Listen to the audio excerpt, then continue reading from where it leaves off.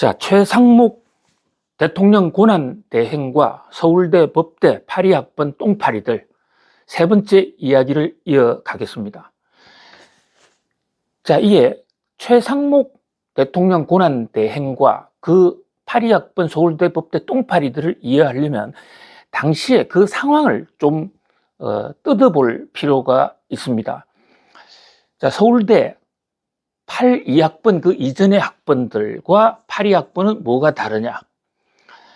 그 첫 번째 갈림길 중에 하나가 82학번 이전의 학번들은 고등학교 평준화가 완성이 안 됐습니다. 서울, 부산은 77학번부터 평준화를 시작했어요. 뺑뺑이. 그런데 지방 같은 경우에는 계속해서 고등학교 입시를 한 경우도 많이 있거든요. 근데 보통 고등학교를 입시를 뽑아서 인류고등학교, 당시에는 뭐 서울의 경기, 경복, 또 서울, 용산, 뭐 이런 학교 출신들은 프라이드가 대단했습니다. 그래서 다른 고등학교 출신들 잘 상대도 하지 않았습니다. 서울대학에 입학하더라도 같은 서울대학이 아니다. 그래서 KS라는 얘기까지 나왔죠. 경기 서울대학이어야 그래야 우리가 핵심이다. 그러다 보니까 그 이전에 서울대 법대는 굉장히 선민의식이 강한데 그 선민의식 중에도 고등학교까지 인류가 된 사람만이 선민이 되는 좀 갈갈이 찢어진 측면이 있었죠. 서로 내 잘났다 하는 그런 경향이 있었다는 말씀입니다. 자, 그런데 82학번에 와서는 거의 전국의 모든 고등학교가 다 뺑뺑이로 뽑았어요. 그러니까 고등학교를 인류고등학교를 나온 사람이 없는 것이죠.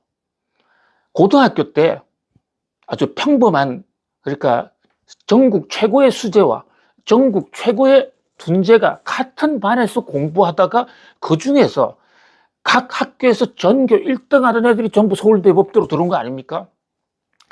그러다 보니까 서울대 똥파리, 법대 파리학번들은 366명이 들어왔는데 그 모두가 고등학교 때 평범한 아주 그 대중 속에서 커왔다.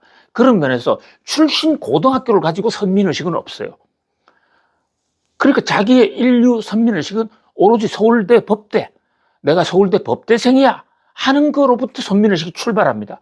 그러니까 366명의 조건이 똑같은 거예요. 그렇다 보니까 이 366명이 똘똘 뭉치게 되는 겁니다.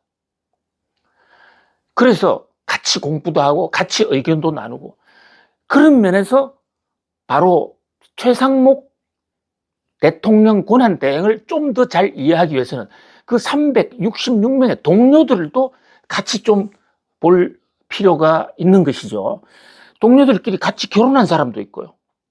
이를테면 캠퍼스 커플, 나경원 의원과 그 남편 김재호 판사 같은 경우는 뭐 캠퍼스 커플이기도 했고요. 그 밖에 또 여성 의원 중에서는 이혜훈 의원이라고 있습니다. 이혜훈 의원, 이분은 뭐 나중에 또 미국 가서 경제학을 공부하기도 하는데요. 여성 어떤 학생들도 상당수가 있었고 서울대 법대가 100명만 뽑을 때는 정말로 여학생 숫자가 적었거든요.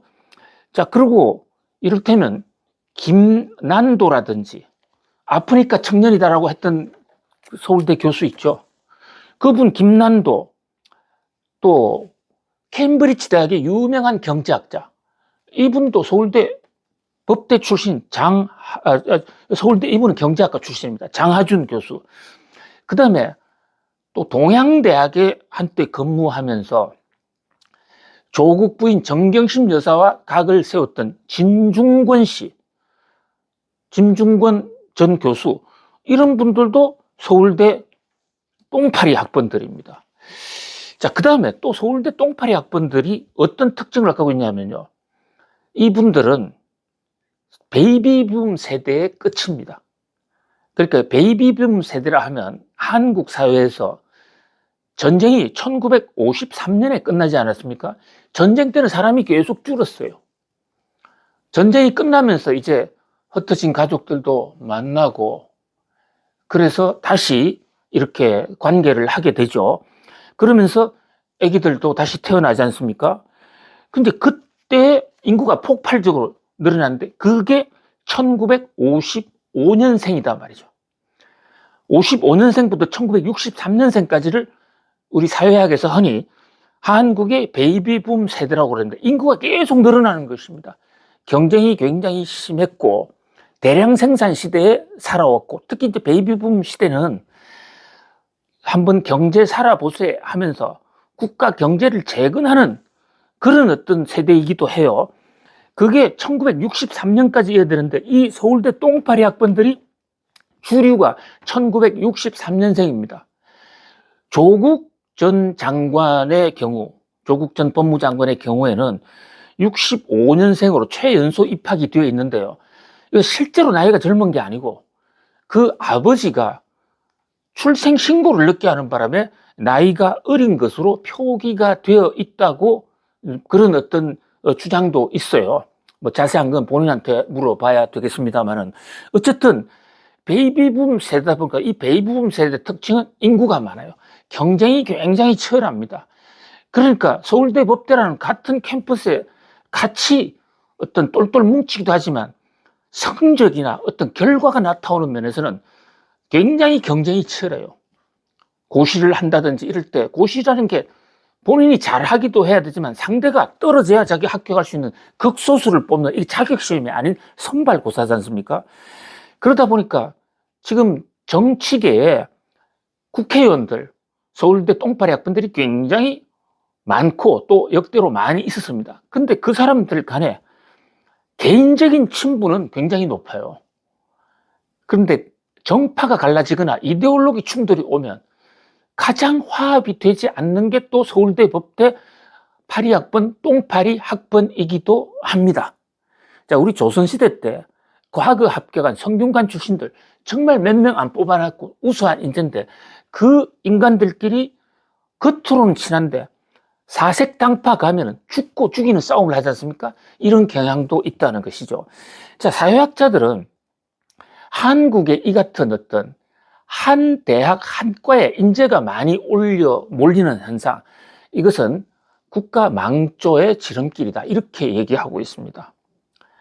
미국 같은 경우에요, 하버드도 있고 예일도 있고 브라운 대학도 있지 않습니까? 근데 어느 대학이 꼭 1등이다 가늠할 수가 없어요.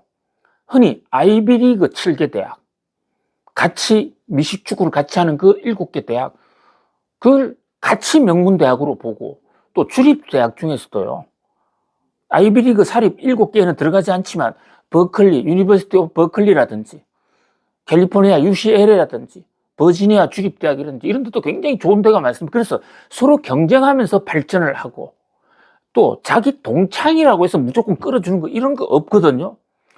그런데 우리나라는 서울대 법대 자기 학교 내에서는 똥파리라는 어떤 비아냥도 받고 있지만 서울대 법대 출신이 아니면 사람이 아니다 이렇게 다른 사람을 무시하는 경향까지 있다 보니까 결과적으로는 우리 사회의 인재가 편협되게 한 부분에서만 자라는 거죠.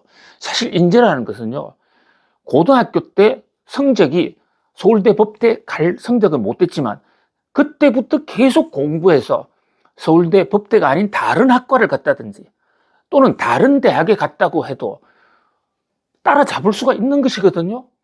그런데 명문 서열, 대학을 서열화시켜 놓으면 굳어져 버리는 겁니다. 그리고 본인들은 노력 안 해도 우리는 서울대 법대 똥파리야, 이거로 한평생 먹고 살 수가 있고요. 그리고 다른 학교 출신들이나 서울대 다른 학교 출신들은 아무리 노력해도 법대 똥파리를 넘어설 수가 없게 되는 이런 문제가 생기는 겁니다.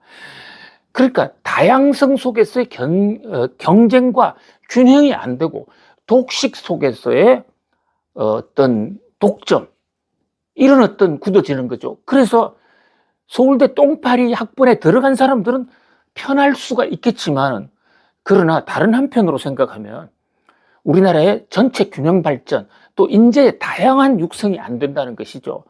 뭐 그런 면에서 서울대 똥파리 학번에 부정적인 측면도 있죠. 만약에 서울대 법대 정원이 100명, 50명쯤 되면요, 사법시험 합격생이 300명 정도 될 때 다른 대학 출신도 많이 들어갈 수 있지 않습니까? 또 서울대학 내에 다른 학과 출신도 많이 들어갈 수가 있어요. 그런데 서울대 똥파리 학번은 이 숫자가 366명이다 보니까 서울대 법대에서 공부한 사람들은 사법시험 거의 다 합격했단 말이죠. 그러니까 그 사법시험 합격자 TO도 그 전의 서울대 법대 선배들보다는 아주 독점을 해버린 겁니다. 이것이 뭐 사회 발전에는, 균형 발전에는 도움이 안 됐다라는 이런 분석도 있습니다. 이제 오늘은 여기까지 말씀 올리겠습니다.